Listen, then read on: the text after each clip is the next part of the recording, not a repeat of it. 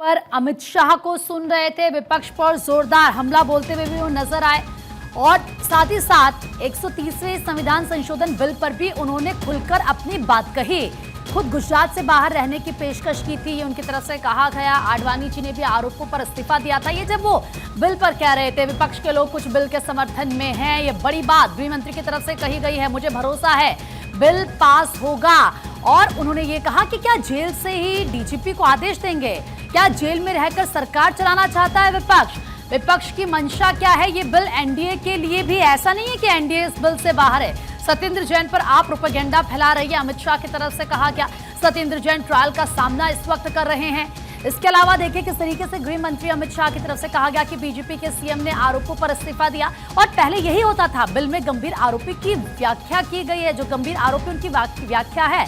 और साथ ही साथ उन्होंने ये कहा कि खुद पीएम भी इसके दायरे में आते हैं। आरोप मुक्त होने के बाद पद पर बहाल होंगे। एक बार फिर से आपको सुनाते हैं कि गृह मंत्री ने क्या क्या कहा। 130वां संशोधन क्या है? 130वें संशोधन में ये संविधान संशोधन है।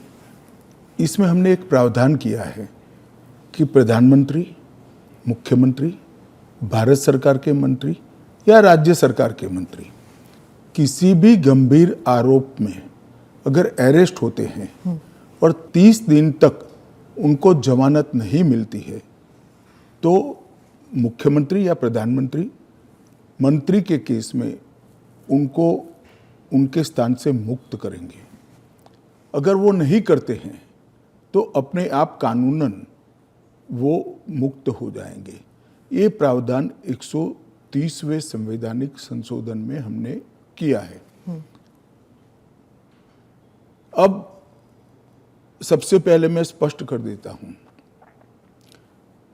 संसद के अंदर चुनी हुई सरकार कोई भी विधेयक लाए या संवैधानिक संशोधन लाए, इसको सदन के सामने रखने में क्या विरोध हो सकता है?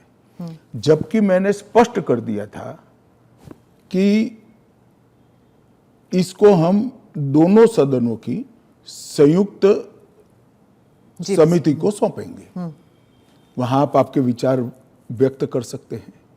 और दूसरा, जब इस पर मतदान हो तब आप आपका मत व्यक्त कर सकते हो, क्योंकि ये संवैधानिक संशोधन है तो 2/3 बहुमत चाहिए दोनों सदनों में, जो आपके पास नहीं है या नहीं है वो तो उस वक्त सिद्ध होगा।